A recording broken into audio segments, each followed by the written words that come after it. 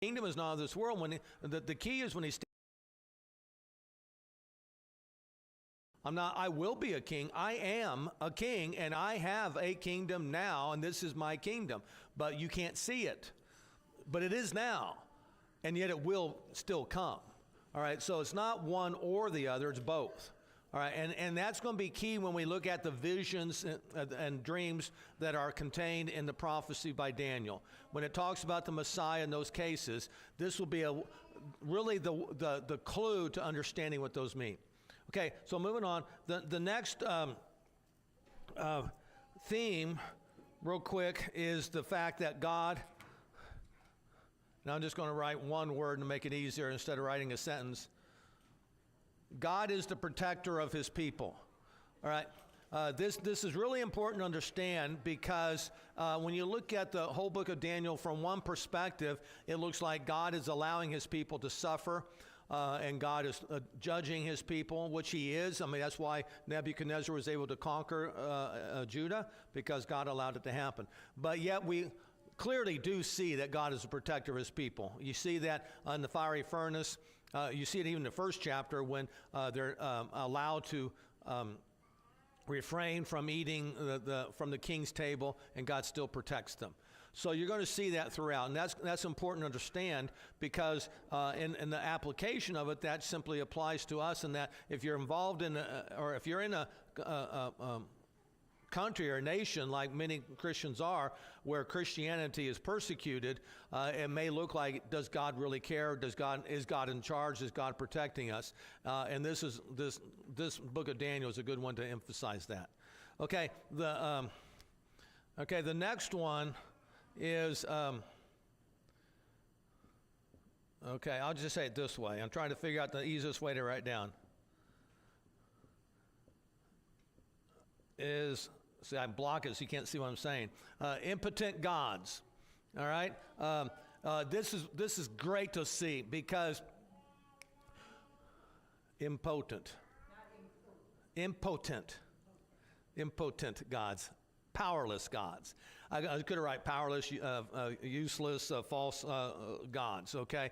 And that's the key, because in each case when God's people, which is just the four, are put on trial, they prevail, whereas the gods of the Babylonians can't do anything. They're useless. Okay, they're just gods of gold, silver, iron, bronze, stone, wood. They can't do anything. Now, we already know that, but you have to understand, when Daniel is writing this, it doesn't look to be that way. I mean, they are a people that have been oppressed and conquered, and they're slaves, and it just doesn't look like they're gods in charge. But this becomes a very prominent theme in each case when there's a challenge between the true God and the false God. The true God always wins. I mean, hands down. It's never even a battle. Okay, and then the final one that you'll, and this is the one that we're probably most familiar with, is I'm just going to write as one word.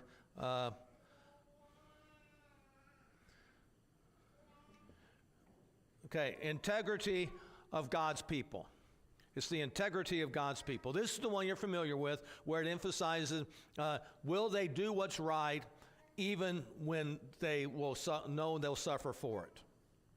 All right, so along that theme of will they do what's right even though they suffer for it, and this has become also a theme that can be relevant for us today.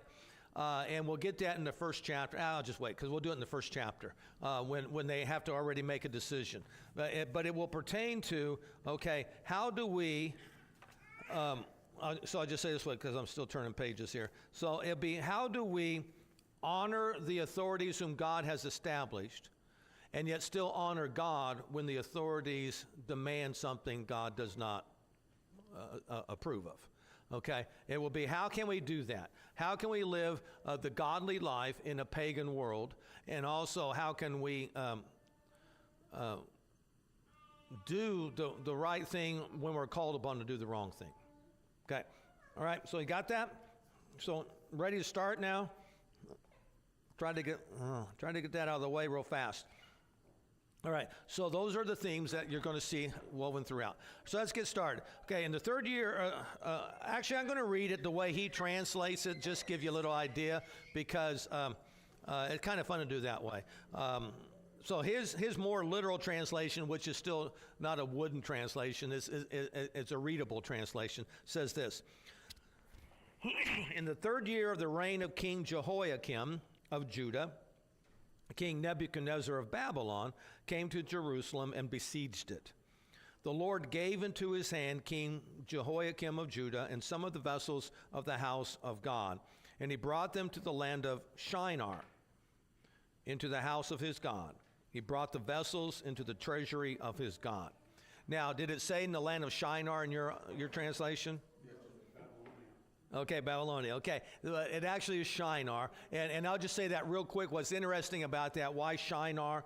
Is because that is the biblical name way back in Genesis for that lower region of Mesopotamia. Okay, and that's where the Tower of Babel was. So it's kind of like maybe a subtle little reference that to the Tower of Babel incident, and where God pronounced judgment upon the Babylonians in Shinar, the Tower of Babel. That, we'll say they're Babylonians, they're the whole world at the time, but we'll say it there. And that's where God pronounces judgment upon those who are rebelling against God by doing their own thing. So he says Shinar there. That's really what he's saying there, okay? So, all right, so we already did the timing of all this. So it's in the year 605 when all this happened. The key here to understand is verse 2. Yeah, and it does, and the NIV still says, even though it says a different word, it's still very clear. It says the Lord gave into his hand King Jehoiakim. Okay, so how was Nebuchadnezzar able to defeat Jehoiakim and conquer Jehoiakim? God did it. See, God did it. Does Nebuchadnezzar believe that? No. Do you think anyone in the world believes that? No. In a political realm, it looks like, no, we're weak and impotent, not they are weak and impotent. We're weak and impotent. We can't fight off the Babylonians. We're helpless people. But only those who are moved by the Holy Spirit in this case know that, no, all of this is all part of God's plan. Okay? Now, why did God allow that to happen? That's the key. You just kind of want to speculate at first? Without speculating, it shouldn't be a speculation. You should kind of already know. All right. So from the other, I don't even write it down. So from Jeremiah and Ezekiel, the reason given is because they had rebelled against God. This is God's judgment on Judah.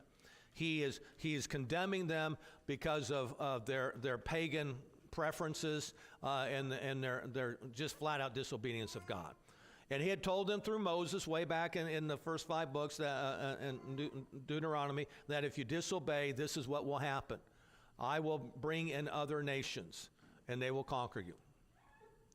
So if you read, so here's what's interesting to look at. When you read the historical episode from the account of Jeremiah and Ezekiel, and even Isaiah, who lived before that, was prophesying this. When you read their account, all of this looks really bad. And it looks really bad in the sense that they are really getting punished by God. They're getting, they're disciplined by God at this point.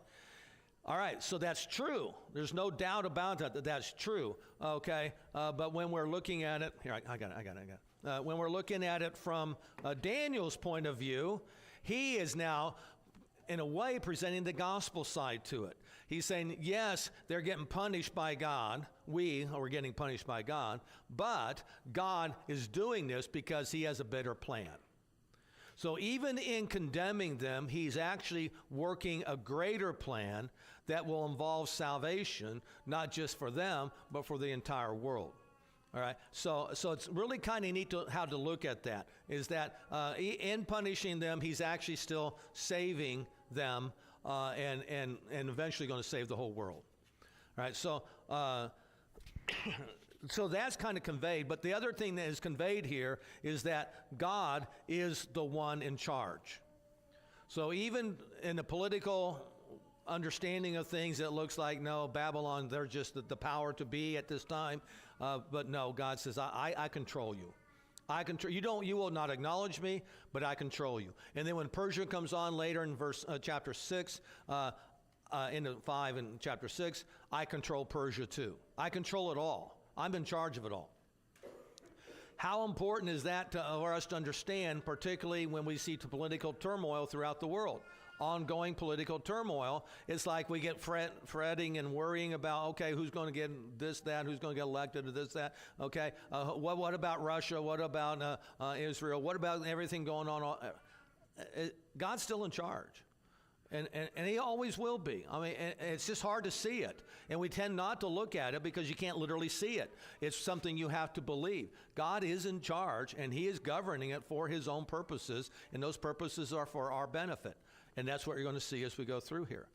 All right, okay, so you got that. All right, now, historically there, okay, so this really happened. Nebuchadnezzar, by the way, his name means, Nebo, protect my offspring. Okay, Nebo is our God. Nebuchadnezzar, Nebo, protect my offspring. That's what his name means. Okay, here's the other thing. What does he take? Yeah, okay, yes. The significant parts, of course, but yeah, it does say only some. It doesn't say everything, does it? He takes some of the vessels. And the reason why that's going to be important, I mean, Daniel is writing this not when it happens. He's writing it after it happened. So why is he writing that little verse? That's a little hint. I mean, if you read the rest of the whole book of Daniel, you know why he's writing this. Why does he mention that he took some of the vessels? Chapter 5, when Belshazzar has this orgy feast kind of thing, and he pulls out all of these vessels. And so Daniel's already alerted you that when we get to chapter 5, now you know why they were there, is because Nebuchadnezzar had taken them. All right, back to what I just said right before that, Daniel is not writing this as it happens. He's reflecting upon it much, much later. Much, much later, potentially 80 years later. He's writing it down. How do we know that? I'll let you know right away. Just jump to the last verse of chapter 1. Duh, right? Isn't it so obvious? He couldn't write, and Daniel remained there until the first reign of King Cyrus, unless he had already been there during the reign of King Cyrus. Okay? So by putting that verse there, he's letting you know, I wrote this when King Cyrus, and King Cyrus is going to be 70 years later. So he didn't write this. He may have written it, but it wasn't put together for others to read for another 70 years.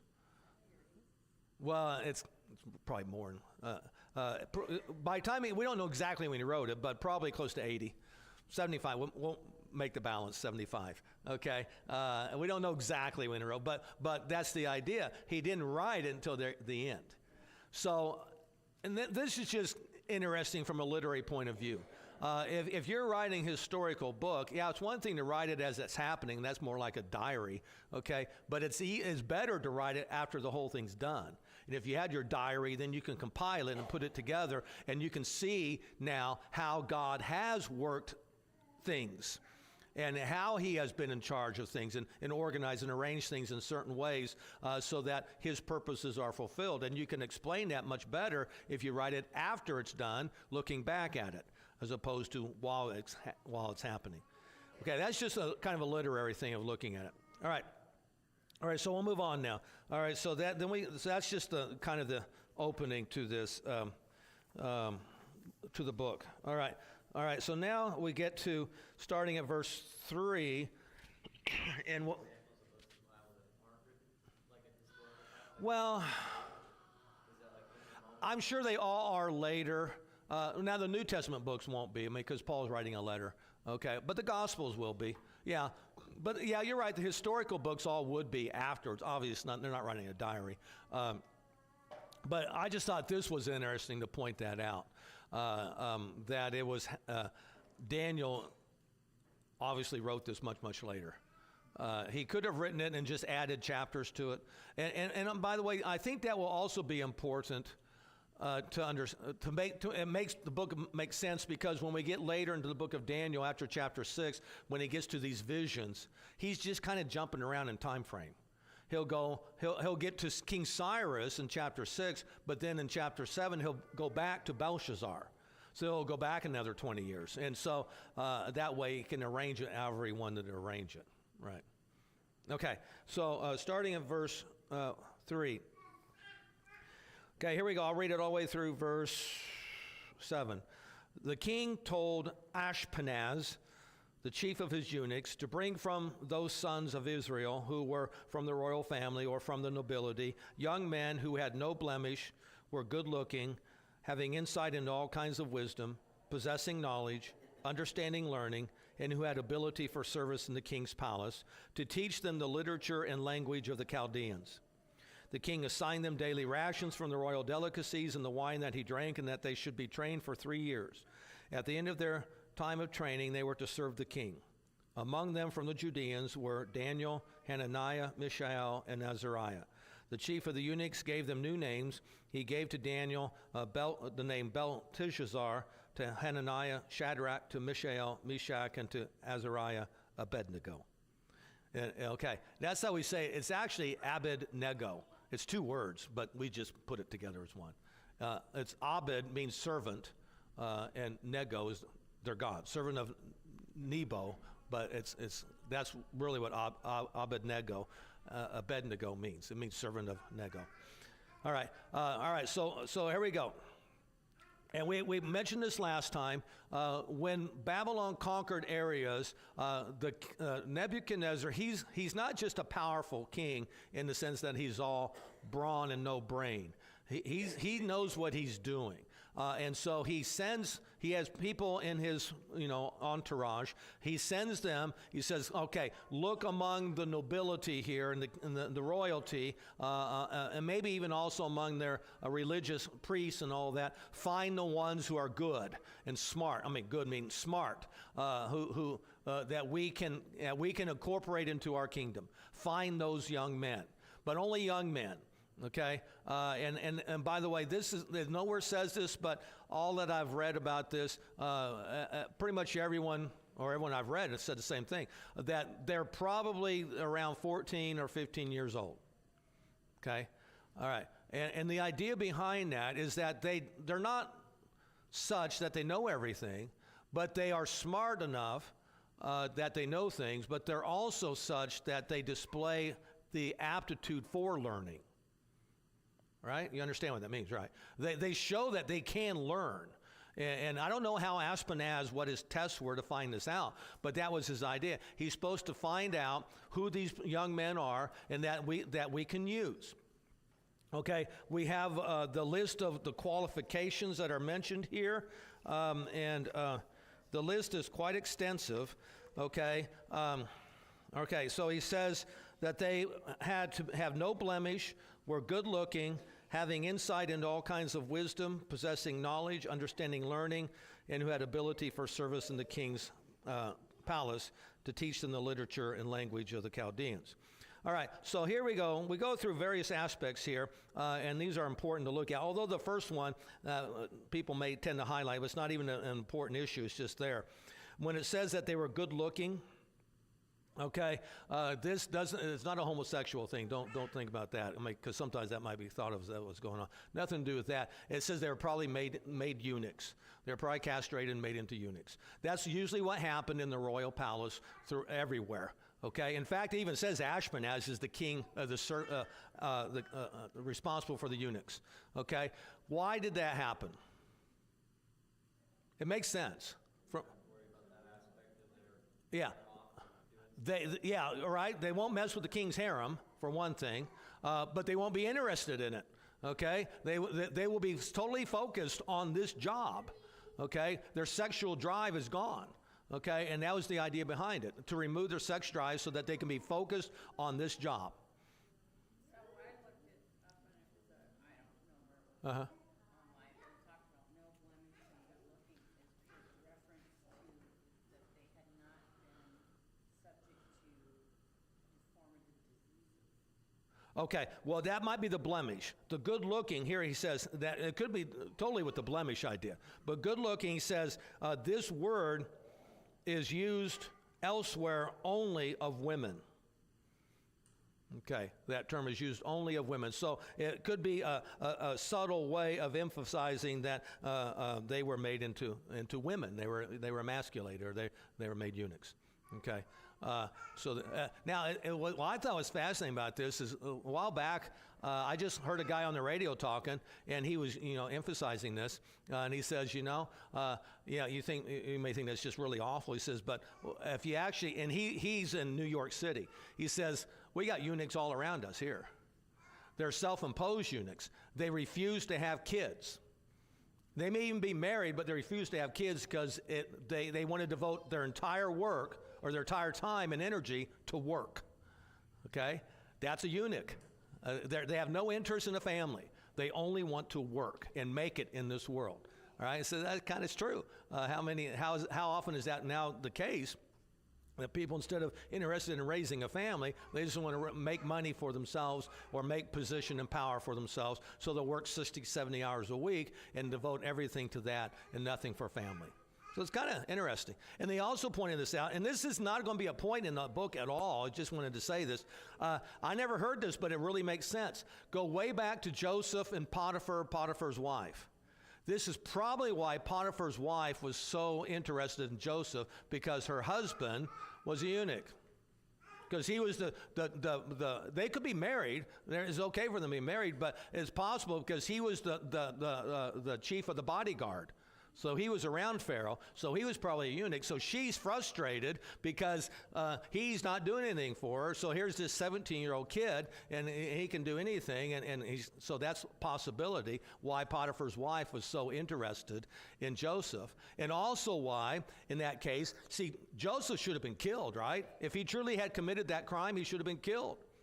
But he wasn't, because Potiphar probably knew he didn't do anything wrong. My wife has this drive. I mean, she's not getting it from anywhere else, so she was the one responsible, not Joseph.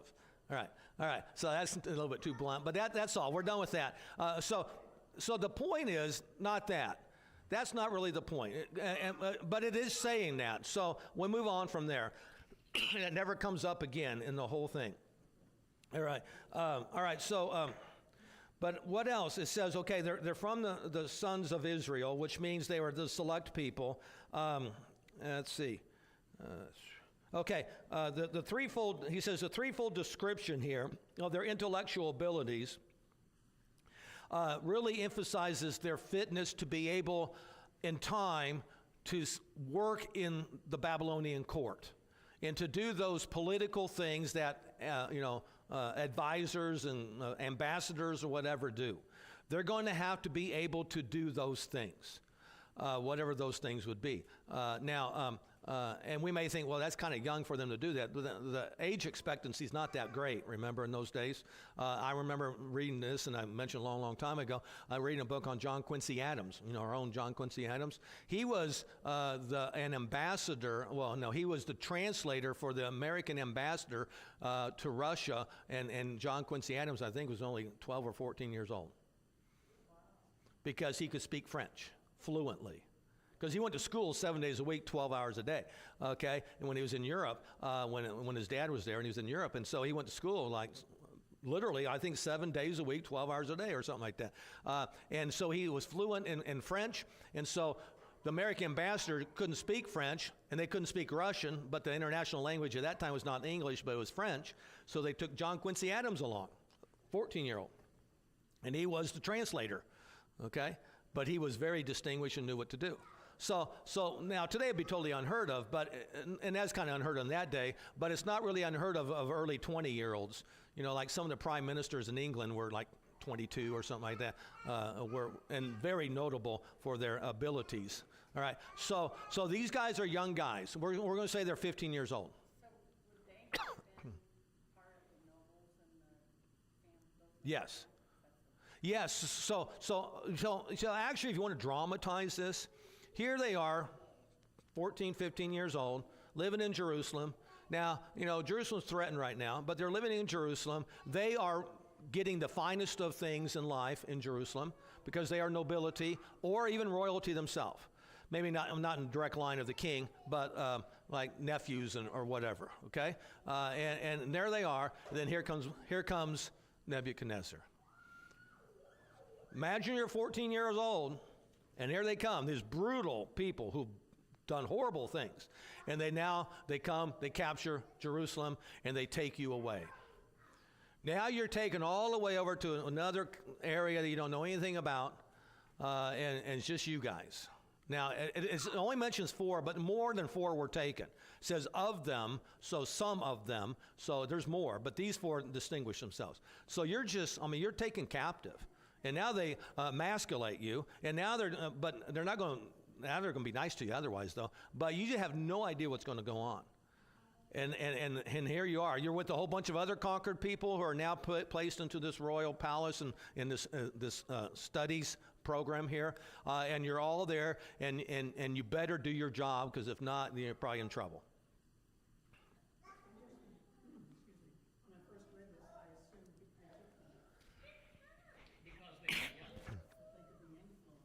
Yes. Yes. And that would be the point. Okay, so so they are young enough because they can be molded. All right? The belief is they can be molded. And they can serve for a long time, probably, too. All right? And that's the idea. So that's the point that was mentioned earlier. Not only are they smart, but they show an aptitude for learning, that they can learn, and they can be molded and shaped. Okay? And that's going to be the idea. So now they actually are wined and dined, literally, right? Okay? They aren't put into dungeons. They're not locked in chains and cells and stuff like that. They're actually treated very, very well. All right? Because the idea is we want you to see Nebuchadnezzar as your father, the one who cares for you, the one who's going to make your life really good. We want you to become one of us, be brought into us. Okay? Now, that should be pretty obvious as far as a relevant application for today. Isn't that what they're trying to do in schools now? And particularly in universities. The liberal left, we got to get you to think our way. The woke culture, anything about American history, everything that Americans done is bad and evil and all horrible, and so everything they're doing. And so they're trying to train the kids. Because if they can train the kids at the grade school, high school level, and then in the universities, then they got the next generation, right? They got them. And that's what's going on in our world, all right? Okay, that was going on there in that world. All right, so what do they have to do? Now, the key here, that is another key, is that not only did they have to be able to show that, but they have to be able to learn the literature and language of the Chaldeans. Okay, now apparently, from what he says here, that was not easy. Okay, here he says their language, this required them to learn Akkadian and its cuneiform writing system. This complicated system uses hundreds of signs that would have taken some time to learn to read with proficiency, because they had to be able to read it and be fluent with it. Be kind of like trying to learn Vietnamese or Chinese or any of those languages that we don't even recognize what those symbols mean. But they have to be not just be able to read it, they have to be proficient at it so they can work in the court and do official business in that language. Okay, so they're given 3 years to learn it, which is good. And it's not like 6 months crash course. You got 3 years to do this.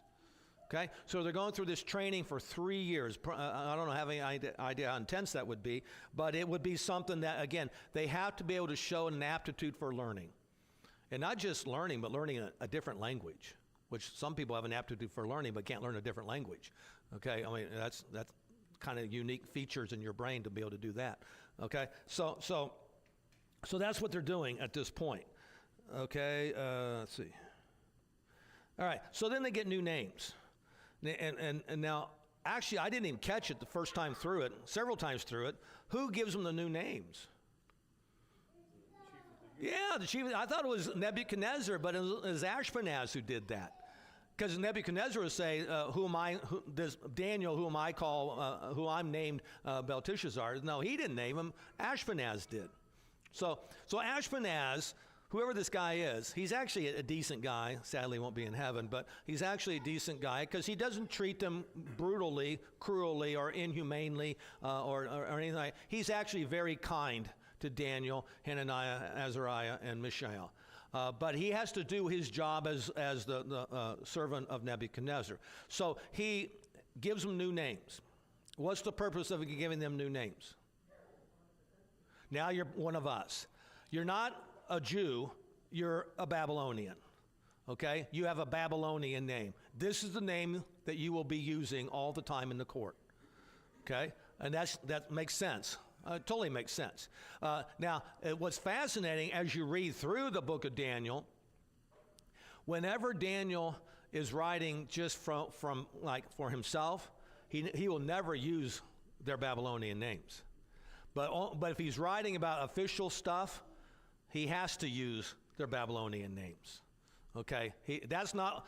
So this becomes an interesting point. You need to, if you are involved in a company where you work with, or if you're in a governmental position where some of the things they ask you to do are questionable. When do you say no, and when do you say, well, I can do that one? See, Daniel, Hananiah, Azariah, and Mishael don't protest their new names. They don't say, we will never go by those names. No, and never, ever. Well, they don't do that. How come they accept that, but they don't accept the food? That's it. You got to pick your battle. So this battle wasn't, they determined, now again, they're 15 years old. How smart are you at 15 too? Okay, but they're pretty smart. Okay, they decide this is not a battle we're going to pick. You can call us whatever you want, but we know who we really are. So it's not like I can't determine how you're going to label me. I know my own name, and then my name is a godly name. And actually, I'm going to look at all their names for you here. And really that's true. You can put labels on me. You can call us any names you want. Us who are Christians, and bigots and homophobes and whatever else. You can do whatever you want. We can't dictate that, and we have no power over that. But we know who we really are, and we just know our name is Daniel, Hananiah, Azariah, and Mishael. And that's how we will address each other, and that's how God will address us. In fact, when the angel does talk to Daniel, he doesn't call him Belteshazzar. He calls him Daniel. Okay? So the pagan world can do what they want in that respect. That doesn't change us. So we won't fight that battle. We'll leave that battle as it is. Okay? So that's the one thing. So here's their names. Well, that might be all we can get done now. Apparently, too, all right, so by the way, this is, to me, I didn't watch the Roots, but this is I am Kunta Kinte, or Kinta Kuta, whatever, right? Kunta Kinte, that's my name. You can call me whatever you want, but I am Kunta Kinte. Isn't that what you said? Yeah, okay, all right, so I didn't watch them, but, all right, moving on. Okay, all right, anyway, so, all right, so their names. Apparently, the way Daniel puts it here, and you got to be a really authority on Babylonian language and not just Hebrew. Okay, the names that are given, Daniel has his own subtle way of perverting it to make it so he says you can say what you want, but when I write it down, I'm going to put a little oops in there and not spell it exactly the way you want us to spell it. His name really is not probably Belteshazzar, it's Belshazzar, but he writes a little t in there, Belteshazzar. Belshazzar will be a king later, and that's kind of a Babylonian name. So he puts the Belteshazzar, all right? And so he adds that in there, which is really kind of interesting because it wasn't there. And so with the other names, okay, here's we go. First of all, the name Daniel. Let's give you their Hebrew names. The name Daniel means God is my judge. Okay? Anytime you got an E-L at the end of a name, that means God. If you got an A-H at the as Yahweh, that means Yah, that means the Lord. So anytime you get like Ezekiel or Joel, or that's God, or Isaiah, that means the Lord. Somehow is in that name, okay? So Daniel means my God. God is my judge. Hananiah, there's the at the end. Chani means gracious. That means Yahweh is gracious. Great name to have. My name means Yahweh is gracious, is what he was saying. He says, wow, okay. Mishael means, Mishael is the meh it's just an interrogative pronoun, who or what, who is like God. Who is like God? Mishael is who is like God. Azariah, got the at the end, and Azir means helper. So Yahweh is my helper, or Yahweh has helped me. Yahweh is my helper. Okay, that's what the names. So now their Hebrew names, though, their Chaldean names. Where does he say what they are? What? Yes, all those names describe God, and that's what's so important about it, because God is basically saying that, or in the Bible, we see names pop up a lot in among God's people, and they're always significant. They're really not just, that's just a cute name, we like that name. No, the name is actually a sermon in itself with all of them.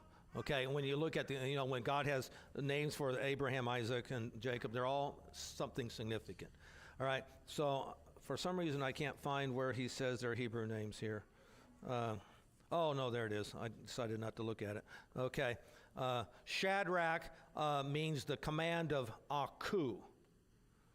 Okay, and it's supposed to be Shudur Aku.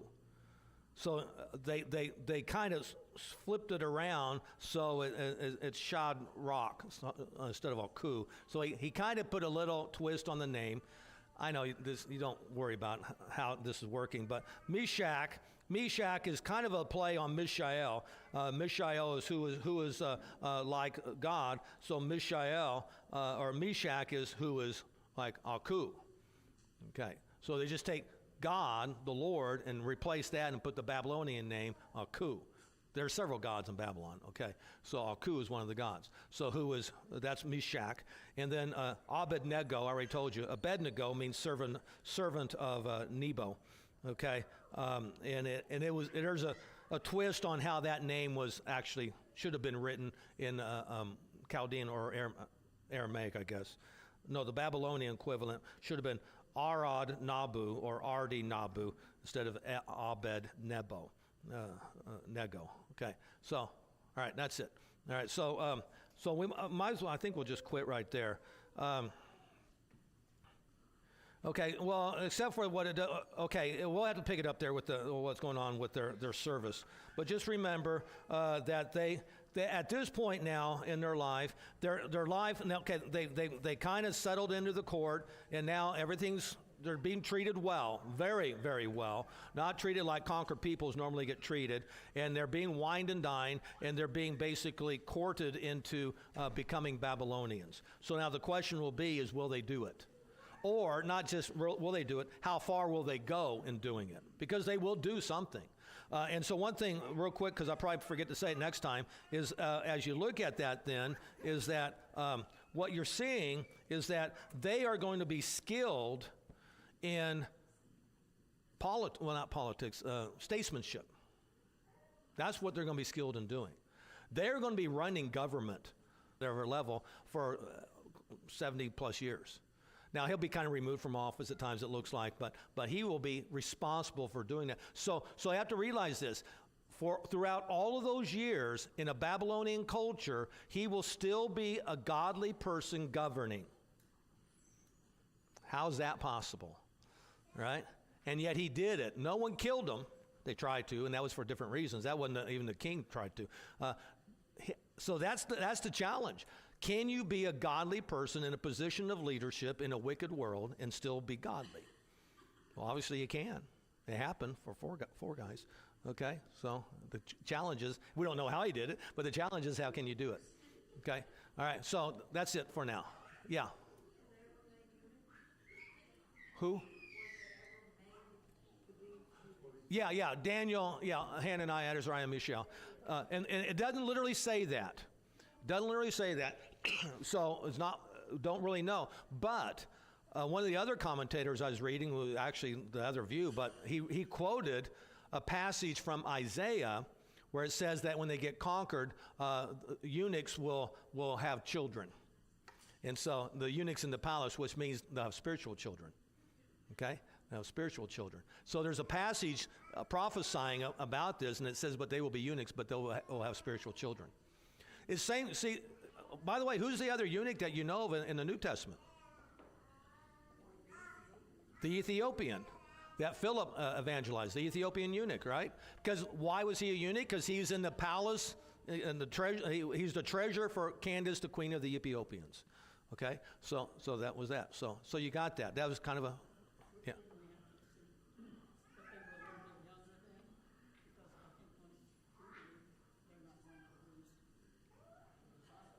Well, that's what. Well, they're saying. They're still saying 14 or 15 is when the age probably would have been. Yeah, it doesn't literally say it though, but they're not. They're probably not older because they don't need them if they're older. Yeah. All right. So let's close with prayer. Dear Heavenly Father, thank you for your word. Thank you for that you give us opportunity to study your word. And as we, in the weeks ahead, as we continue to study this book, we ask that you'll give us wisdom by your Spirit, that we may truly know what it means to be your people and how to live godly lives in an ungodly world, and that we may hold fast to our faith and be faithful to you and diligent in our service of you as we even serve others in this world. And we thank you that you assured us that you are in charge of all things, and we pray that you will continue to remind us of this should we ever encounter this wicked world and be overcome by it and be threatened or tempted to be in despair because of it. Help us to always remember that you are the Lord of all. Through Jesus we ask this. Amen.